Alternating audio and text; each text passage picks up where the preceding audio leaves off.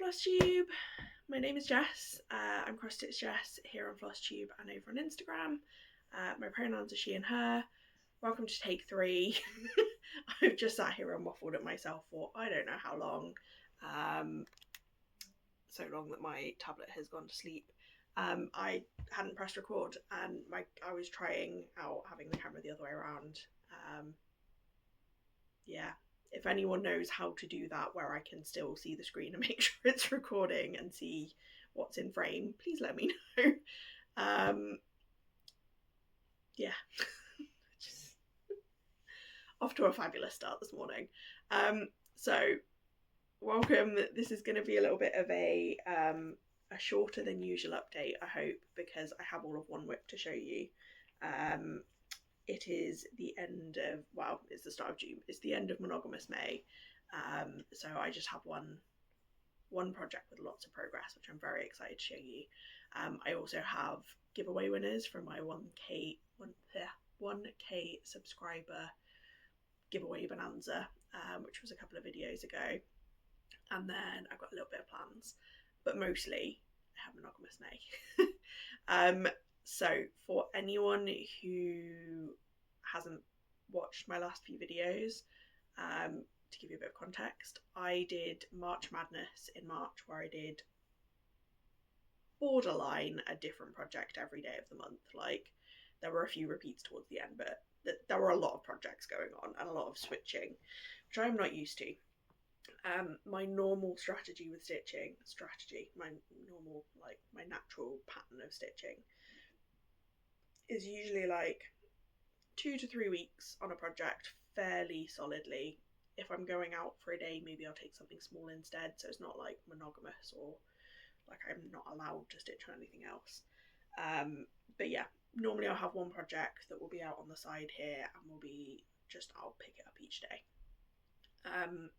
At some point I will just decide that I am bored with that project and it will go away and a different project will come out and get focused on for a few weeks. That works for me. It's what my brain naturally does, and I'm very much of the mindset that this is a hobby and there's no point forcing myself to work on something if I'm not enjoying it. Put it aside, work on something else, come back to it later. That works for me. But having done March Madness, I did enjoy it. It was chaotic. I do have plans to do it again, but in a slightly less chaotic way. I kind of wanted to try going the other way and seeing how much progress I could get on things if I just focused monogamously on one project. So Monogamous May, I was a bit dubious that I was going to be bored by the end of the month and be fed up of the project. But I think I chose well. More accurately, you guys chose well during March Madness. The way I picked the project, I wanted something that had enough stitches that I could work through the whole of May and not worry about like I was going to finish it and therefore not have the full month.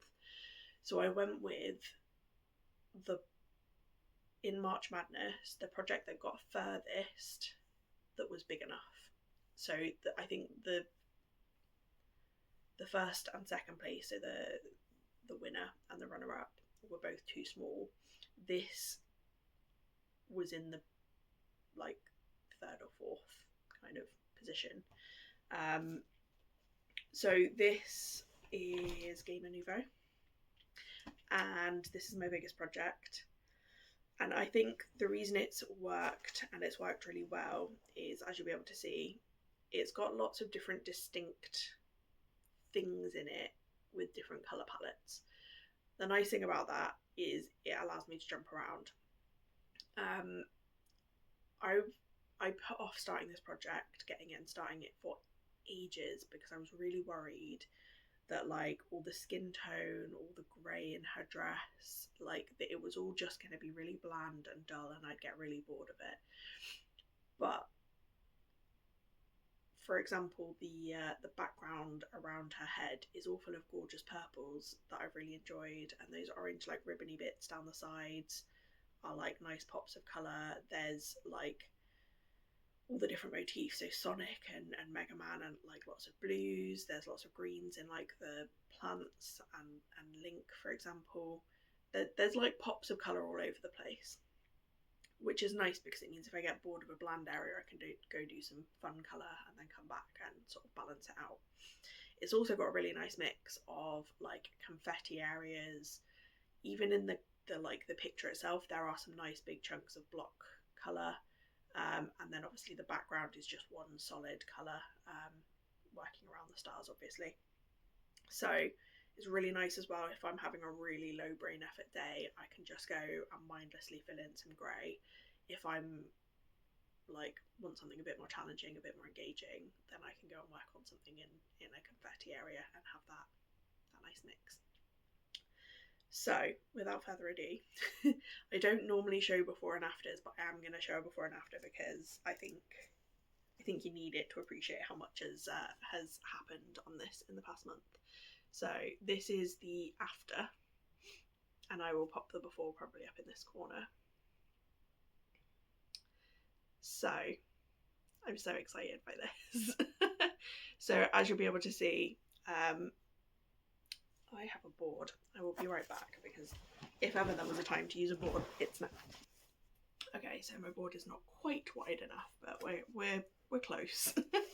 So, the areas I've worked on, you'll be able to see in the mini, but all of her face is new, and pretty much from this star in the middle, all of this background, and pretty much everything over here is new. And I've done a bunch of the grey fill-in as well. I'm so happy with how much progress has been made, and I'm really glad. So you'll notice I've not done her hair. I'm skipping her hair completely at the moment because I am toying with the idea of making her blonde. I had long blonde hair growing up, so I figured that would be a little bit of making it a little bit more me. So yeah, her hair, and then also her headphones. I am toying with the idea of doing those in beads. Although this is 20 count, I need to do some tests to see whether the size 15 Miyuki Delicas fit snugly. I know they'll fit really snugly, but whether they fit without bulging over into adjacent spaces. So that is, for now, I'm just leaving those off until I make a decision. But what was really nice was I came down and did the sort of the black outline down here and almost used that as a goal seek kind of thing. So I would pick a colour, like wherever I was working, I would pick the next colour and I would work it all the way down. I decided to leave this greenery because that carries on further down and there's matching on the other side, so I figured that would be my next sort of focus set of colours, would be to work through those.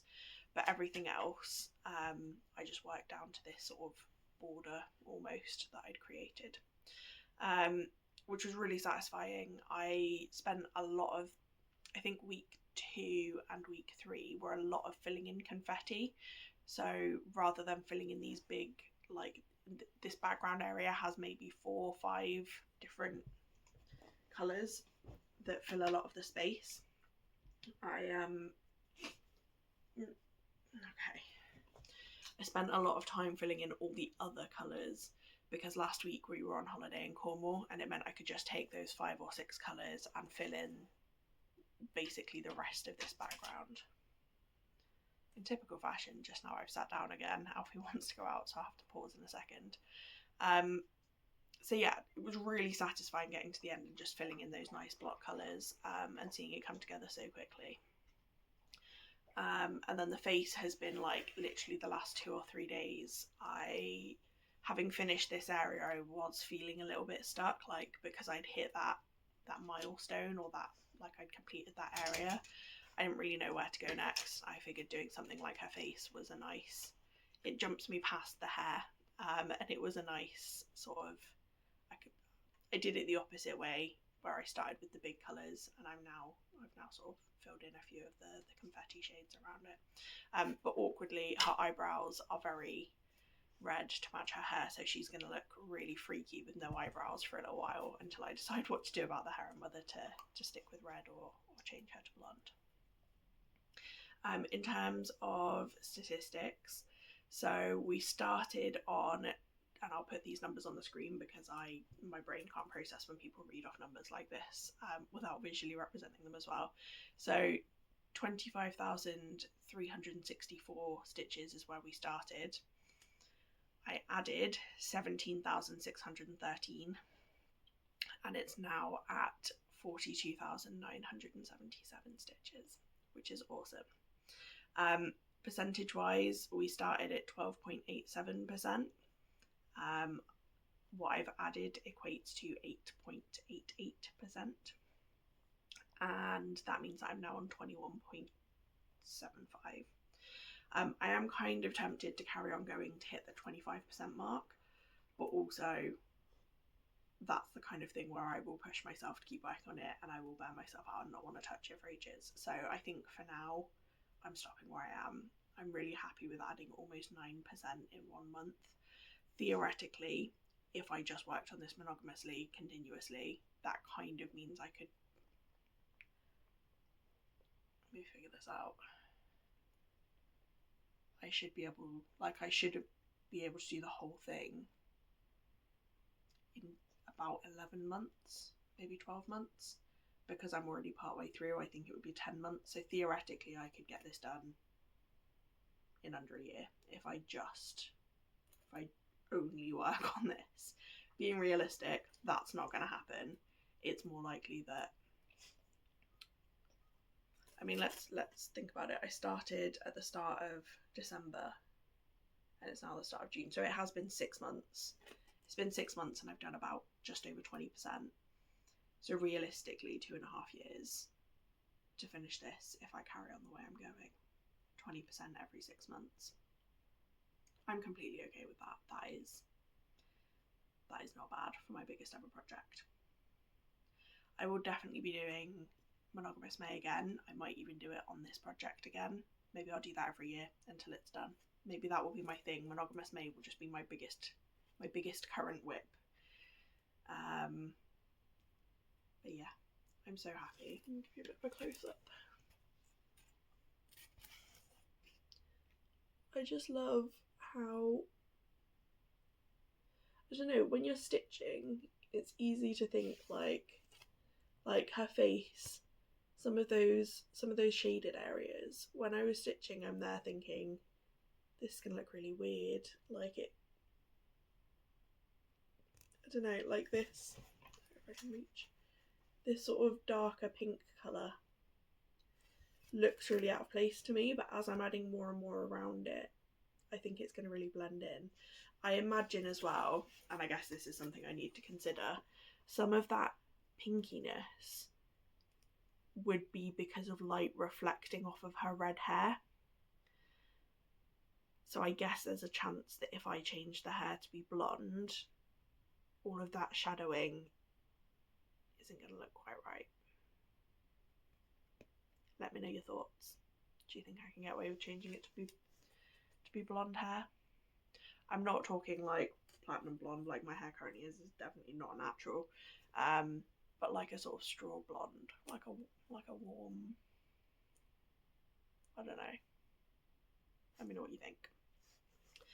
That's it. It's my one whip. Put that up out of the way.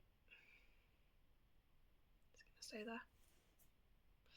Okay, I'm going to pause for a second to go let Alfie out and then I will be back with giveaway winners. I am trusting Alfie to be outside, but I may need to pause again or edit because unfortunately we have pests in the garden that he likes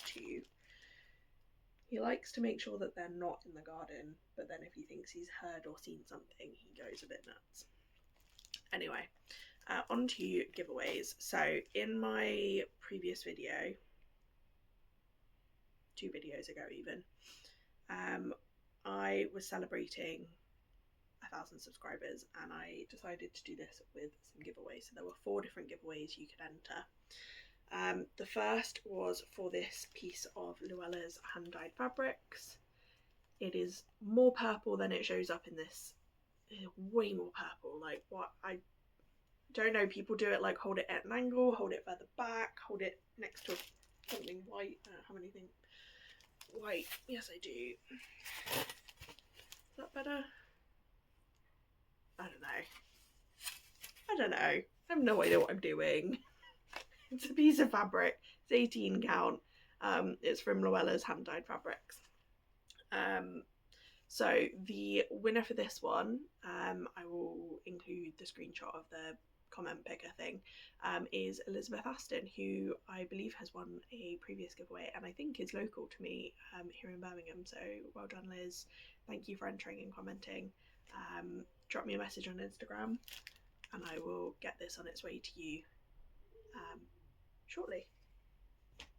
Okay, giveaway number 2 is this Sleeping Beauty kit from Bothy Threads from their 2024 advent calendar. It's got the pattern, I'm trying not to crinkle too much, all of the threads and the sort of cream fabric there as well. So the winner for this one is Kelly Smithurst, 5348. Again, I'll pop the thing up here. Kelly, if you drop me a message, let me know your address, where in the world you are, I will get this sent out to you. Giveaway number 3, I don't have a physical thing to send you, to show you even, because it's a voucher code. So this one was the Talking Dog Stitchery voucher for £10. The winner for this one is Mamgus Attic, who is actually Wendy, who I met a few months ago back when I went to the Sunday Stitch Club down in Wales. So well done, Wendy. If you drop me a message on Instagram as well, I will get that code sent over to you so you can order your goodies from Rachel. And then lastly, the project bag. Oh no, don't turn off notes. The project bag was your choice of my currently finished small project bags. So I'm gonna scroll through these while I'm talking. So the winner for this one is Kathy 5839. So Kathy, again, drop me a message on Instagram. Let me know which of these you like the look of. There are some duplicates. A couple more. Yeah, let me know which of those you like the look of, and again, I will get that sent out to you. If I don't, I think my next video will be 2 or 3 weeks time. If I don't hear from any of those people, I will give another reminder on my next video, and then if I don't hear again, I'll redraw them. On the note of future plans, so now that Monogamous May is over, I'm going back to just stitching on whatever I feel like. I asked John yesterday to pick me a project. I've got a folder of photos on my phone of what all my projects will look like when they're finished, which is really handy for when people go, oh, what's that going to be? I don't have to faff with Pankeeper, I can just show them the artwork. He picked out my introvertal turtle for me to work on. So this has had a few stitches, but I'll show it properly next episode. So yeah, I'm just going to work on what I feel like, or what John picks, or I don't really know how I normally pick, to be honest. Just whilst working on the previous project, I often find that I just start thinking about a particular other project. The last time this happened, it was Twisted Band Sampler. It kept popping into my head, so yeah, we'll see how it goes. I have no idea what I'm going to work on. What I am planning to do though is make more project bags. It has been a hot minute since I made and sold them on Instagram last year. In fact, it's probably almost a year since I last sold them there. I've done a couple of stitchy days where I've sold some, but I have a massive stash of fabric that I have built up. So my plan is over the next month or 2 to make up a whole batch, particularly of the bigger ones, because as you've seen, I've got quite a few of the sort of medium-sized ones. But the large, and I've recently done a couple of extra large ones, which went down really well at the stitchy day. They were gone before I could even really get settled at my table. So yeah, plan is to make a whole bunch of bigger bags, build up some stock, and then they will go on Instagram. So if you are interested in buying the bags, best thing to do is give me a follow over there, and I will do like announcements ahead of time when they're going to drop, and I think I'm probably going to do them in my stories again this time, so they'll all get posted in my stories / highlights, and you can choose and buy them from there. I also want to get a bit more organised. I did a craft storage tour thing on here a couple of months ago, and since then I've been really bad. I've bought loads of fabric and have just put it on the top of my fabric box rather than actually putting it into my organisation system. I've also got my brain wants to call it a junk drawer or a dump drawer, but really it's a to be sorted drawer. So things that I've purchased that maybe don't fit into my normal storage system. I really need to go through that and get organised and declutter. And I think also my box with patterns and things, I maybe need to get some of those magazine file things to just keep those a little bit more organised. What else? I might do another organise with me as part of that. One of the things I have left to do is finish putting all the thread into all of my DMC threads into my Annie's Keeper storage system. I got about 2/3 of the way and then just ran out of steam. So that is something that is on my radar to do. And also my Gecko Rouge kits. I've got one that I've part transferred into a floss roll and I need to finish sorting out the rest of the threads to pop them in as well. I think that's it. I feel like having had a month of very structured, I always knew what I was going to pick up. My brain is feeling a little bit lost now, but yeah, I'll see how it goes. Who knows? I might come back next month and I've just carried on working on Gamer. I might come back in a couple of weeks and I've worked on every whip in my workbox. Who knows? I certainly don't. I'm gonna leave you with a Flosstube recommendation. So if you are looking for someone to go and watch next, please consider going and giving Crafty Shield Maiden a look. She's recently released a new video. I really enjoy her videos, and I really enjoy like the range of her projects. I really enjoy that she names I don't know what the actual pattern is called, but she's got like some of the Gecko Rouge like little creatures. She gives them all names. I really enjoy that. And she's got some really stunning fabric. I think it's like the second or third project she shows, but like I was messaging her and being like, how did you do this? Because I need fabric that colour. And in fact, that fed into my fabric for Cabin in the Woods. The oranges and reds in the sort of sunrisey effect was inspired by a piece that she'd done. So definitely go check her out. And yeah, I will see you when I see you, probably in 2 or 3 weeks' time. Happy stitching! Bye!